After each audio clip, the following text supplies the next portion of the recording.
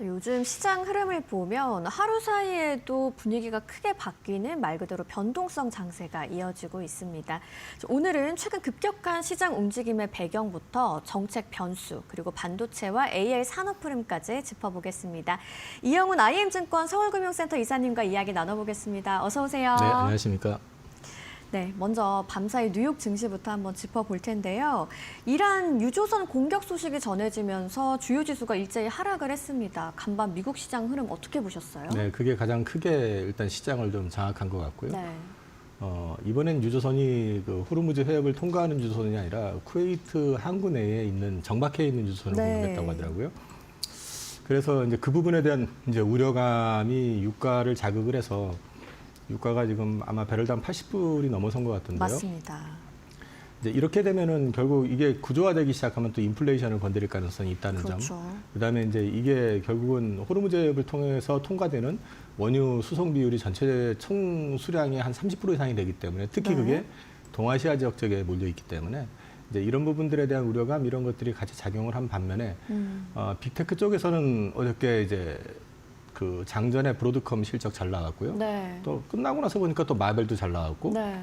사실은 엔비디아도 잘 나왔는데 엔비디아가 잘 나왔을 땐 제가 빅테크 주식 다 빅테크가 가지고 있는 돈을 다 뺏어 먹는 거 아니냐. 네. 그러면 어떻게 될 것 같아? 이렇게 걱정하더니 얘네들이 잘 나온 거는 실적 잘 나온 걸 또 인정을 해주더라고요. 네. 그래서 어쨌든 빅테크가 시장을 좀 방어해주는 역할 해줬다라는 정도로 이제 보면 될 것 같고요.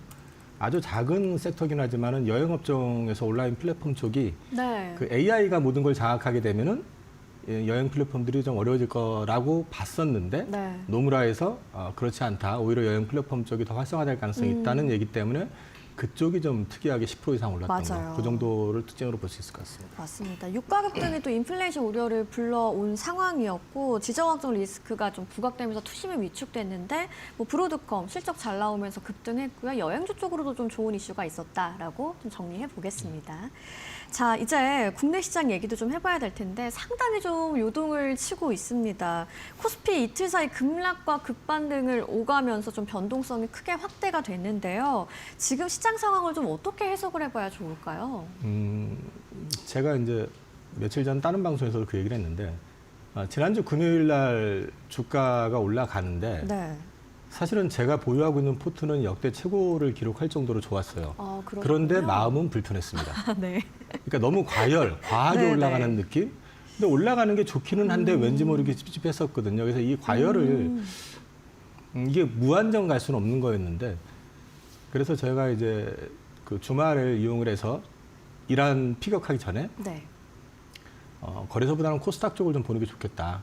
그래서 3월부터는 포지션을 조금 조정할 생각이 있습니다라고 했는데 그러셨어요. 보내고 나서 얼마 안 지나가지고 바로 이란 공격 들어가고요. 네. 폭락이 나왔잖아요. 네. 이제 이 말씀을 드리는 건 뭐냐면 굉장히 지표가 지난주까지 과열이었습니다. 과매수권이었었고요. 그래서 조정이 필요하던 차에 그때 그 과매수를 일으켰었던 게 뭐냐면은 이 레버리지 투자. 그러니까 ETF도 레버리지 ETF 쪽으로 집중 들어오고 이런 것들이 이제 시장의 조정 가능성을 무시하고 크게 올렸던 측면이 있고요. 그래서 이게 연이틀 빠지니까 이제 반대 매매도 나오고 네. 그 특히 이제 반대 매매 청산이 되게 심하게 나오면서 주가가 폭락을 했고 네. 네. 그 다음에 어저께 급등을 했던 거는 그러고 나니까 또 미국 쪽이 괜찮아지고 분위기 뭐 우리나라 또 뭐 분위기 나빠지지 않고 하니까 또 급반등이 나왔잖아요. 네. 그러니까 지금은 사실은 좀 냉정하게 봐야 될 시장인데 시장 자체가 약간 흥분해 있는 상태인 것 같습니다. 그래서 오늘 또 이제 그 미국 쪽에 EWI라고 해서 이제 한국물 같은 경우도 6%인가 7% 가까이 빠진 것 같은데요. 그리고 또 이제 우리 야간 선물도 한 2%대 중반, 3% 가까이 빠진 것 같고. 그러면 또 오늘 또 이제 반대 상황이 연출될 수가 있는데 이제 중요한 거는 그게 아니라 이게 전쟁의 양상이 장기전으로 갈 것이냐 아니면 중간에 어떻게 좀 조정이 끝날 수 있는 어떤 여건이 만들어질 것이냐가 중요하거든요. 그래서 그 흐름을 먼저 보시면서 대응을 하셔야지 올랐으니까 흥분해가지고 덤비시고 빠지니까 또 놀래가지고 투매하고 이렇게 될 경우에는 이럴 때 계좌가 많이 손실을 볼 가능성이 높습니다. 그래서 지금의 오늘 이번 주간의 어떤 급등락은 상식적이지 않은 패턴이었고요. 그거의 원인은 투기적인 수요에 의해 가지고 급등했었던 게 그 반대 매매가 나오면서 급락했었던. 그래서 이제 투기적인 매수, 과열에 대한 어떤 경계 같은 것들이 한꺼번에 폭발된 걸로 보시면 될 것 같습니다. 뭐 펀더멘털 변화라기보다는 뭐 과열 이후 수급이 한꺼번에 흔들리면서 좀 변동성 크게 나타났다라고 볼 수 있겠죠. 네. 뭐 그러면 지금 장세 단기적인 과열 해소 과정으로 보면 괜찮겠네요. 격하긴 한데 조금 해소 과정으로 봐야 될 것 같고요. 근데 이게 이틀 만에 올랐다 빠졌다 했다고 해서 그게 끝나는 건 아니고요. 네. 또 이제 이란과 관련된 부분들이 지금 마무리 국면은 아니잖아요. 네. 그래서 이제 저는 기간 조정을 좀 받을 것 같아요. 근데 여기서 자꾸 급등나게 현혹되시지 말고 바닥이 어딘지를 좀 체크하셔가지고 네. 바닥이 확인이 됐을 때부터 시장은 좀 대응해 나가시는 게 좋을 것 같고요. 그래서 지금은 좀 흥분해가지고 대응하시는 것보다는 조금 차분하게 지켜보실 필요가 네. 있고, 한 가지 분명한 건 이게 장기화돼서 유가가 100%를 넘어가고 그런 상황만 아니라면은 한국의 펀더멘탈은 생각보다 견조한 상황이다. 네. 그 정도는 말씀드릴 수 있을 것 같습니다. 네, 알겠습니다. 자, 한편 정부도 좀 시장 안정에 나선 모습이에요. 100조 원 규모의 시장 안정 프로그램, 또 자사주 소각 등을 담은 상법 개정안이 통과를 했는데요. 이런 정책 변화는 또 증시에 어떤 영향을 줄까요? 이건 의미는 되게 크다고 봅니다. 이런 네. 것들이 하나하나 쌓이면서 한국 증시의 재평가가 이루어지고 있는 거고요. 이 부분이 구체화되면 될수록 그 하단이 견고해질 수 있다라고 저는 네. 말씀을 드릴 수 있습니다. 작년 이맘때까지만 해도 2,000대에서 있었잖아요.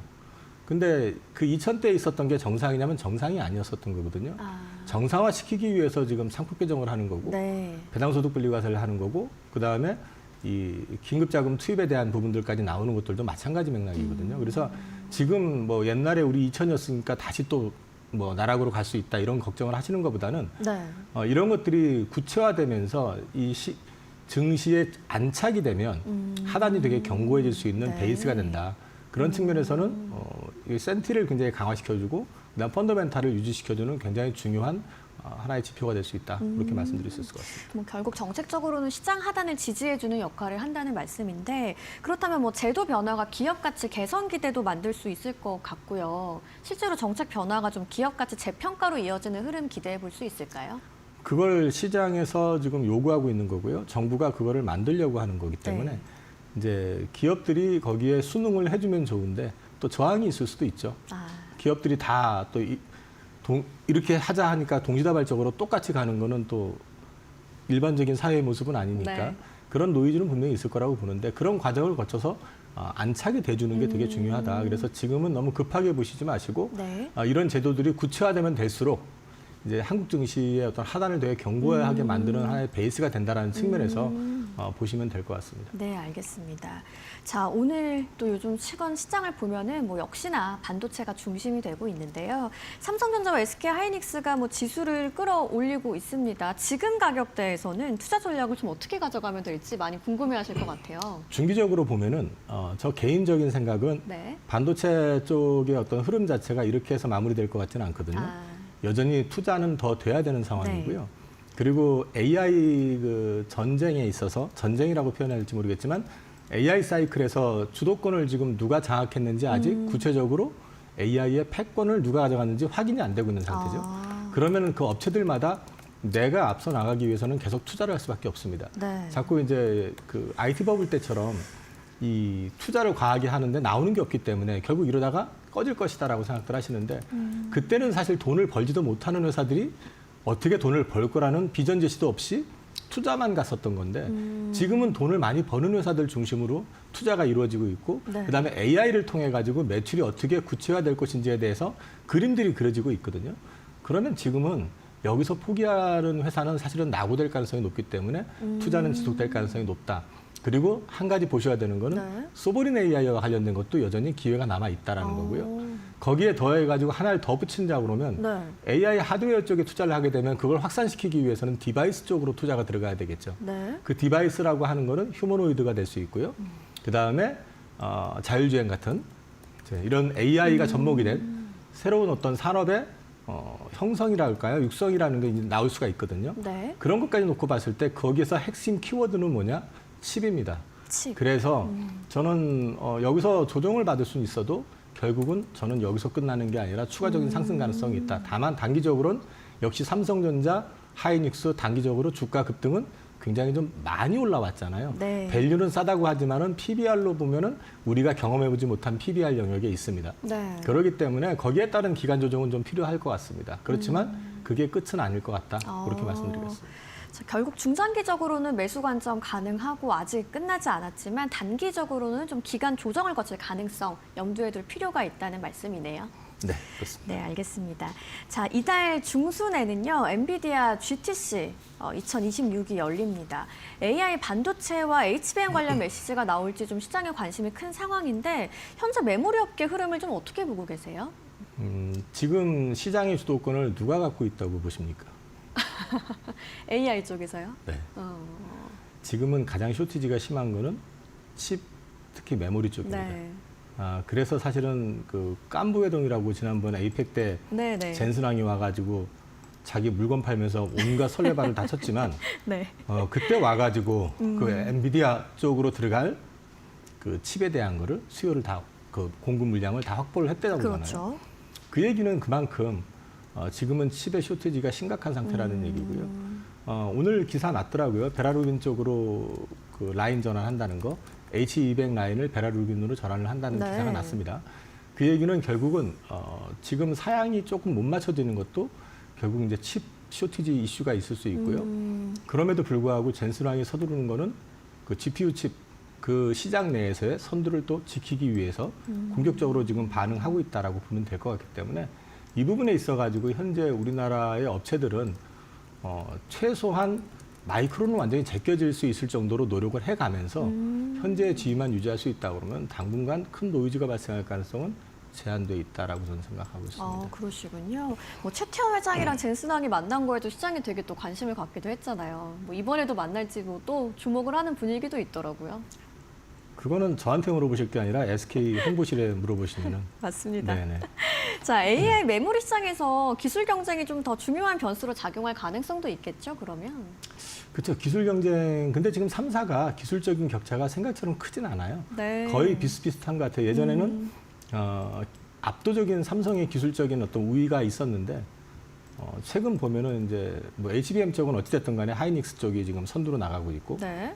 또 마이크론도 간간히 자기네가 무슨 뭐 그 저전력 DDR, LPDDR 쪽 이런 쪽에서 뭐 앞서 있네 뭐 안에 자꾸 얘기를 하는 거 보면 경쟁의 어떤 강도는 굉장히 거센데 네. 문제는 이제 전체가 다 쇼티지다 보니까 이럴 때 사실 조금 주춤하거나 방심하면 안 되거든요. 그래서 이 부분에 있어가지고 기술적인 측면은 우리 양사는 이럴 때 더 사실은 캐파 늘리는 것보다 기술적으로 집중하는 게 맞을 수 있다. 저는 개인적으로 그렇게 보고 있습니다. 네. 자, 다음 주에 또 인터배터리 2016 행사도 예정이 돼 있습니다. 이번 행사에서 좀 시장이 특히 주목해야 될 만한 기술 포인트가 있다면 어떤 걸까요? 이번 같은 경우는 지금 사실 한마디로 말씀을 드리면은 전고체 배터리일 것 같습니다. 전고체 배터리요? 네, 일단 그동안에도 시장에서 계속 얘기가 되어 왔었던 부분이긴 네. 한데요. 일단 휴머노이드의 상용화 가능성이 굉장히 커진 거고 또 UAM이라든지 이제 뉴 디바이스의 출현 같은 것도 다 전고체 배터리를 기반으로 해야 될 것 같고요. 네. 여기에 더해가지고 이제 ESS 시장이 확대가 되니까 네. 그럼 ESS 향으로 이제 물건이 나가게 되려면 LFP 배터리에 대한 부분도 분명히 소개가 돼야 될 것 같고요. 이런 부분들을 같이 맞물려 놓고 본다고 그러면은 결국은 우리나라 이제 사실 2차 전지의 양대 그룹사라고 하면은 결국 포스코 그룹하고 에코프로 그룹이잖아요. 네. 그 양사 모두 전고체 배터리와 관련되어 있는 핵심 소재 이런 쪽이라든지 아니면 LFP 배터리 쪽으로 관련돼 가지고 라인업에 대해서 전시를 하는 것 같고요. 특히 이제 전고체 배터리 상용화와 관련된 부분을 네. 원래는 지금 가장 빨리 제시한 데는 삼성 SDI거든요. 처음에 제가 2년 전에 갔을 때는 27년 상용화 얘기를 했었거든요. 그래서 이제 그런 부분들이 어떻게 달라질 것인지 앞당겨질 네. 것인지 그런 것들 한번 체크해 보시면 될 것 같습니다. 알겠습니다. 뭐 결국 ESS와 뭐 피지컬 AI용 배터리, 뭐 전고체 같은 이런 차세대 기술이 이번 행사의 핵심 포인트가 될 것 같네요. 네, 그럴 것 같습니다. 그럼 배터리 산업에서도 좀 새로운 수요처가 계속 등장하는 흐름이라고 볼 수 있을까요? 문제는 새로운 수요처가 등장을 하는데요. 네. 가장 클 거라고 예상했었던 전기차 쪽이 지금 시장이 정체가 돼 있다 보니까 투자를 많이 한 상태에서 투자를 많이 한 만큼 뽑아내지 못하고 있기 때문에 네. 사실은 지금 2차 전지가 어려운 구간에 있는 거죠. 그렇기 때문에 이제 어려운 구간에서 네. 일단 이 새로운 어떤 영역이 확장이 되는 건 좋은 얘기긴 하지만 그게 어떤 퍼포먼스를 아니면 기업의 가치를 확 끌어올릴 수 있기에는 아직은 그쪽 시장도 초기 시장이라는 거. 그래서 그 정도로 보시면 될 것 같습니다. 네. 자, 그러면 오늘 좀 폐막을 했습니다. 스마트 공장 자동화 산업전 AW2026도 화제였는데 이번 행사에서 확인한 로봇 산업의 핵심 변화는 어떤 거라고 보세요? 일단 로봇 관련해가지고 네. 그동안 우리가 알고 있었던 거는 협동 로봇이라든지 뭐 이제 주로 그런 것들이 위주였었는데 네. 일단은 인공지능이 이제 들어간 로봇. 그래서 그게 휴머노이드가 됐든 그다음에 이제 뭐 그 현대차 그룹에서 이제 모베드라고 해가지고 네. 이송수단 이제 제시한 것들 이런 것들에 대한 실제 퍼포먼스를 보여주고 있는 거.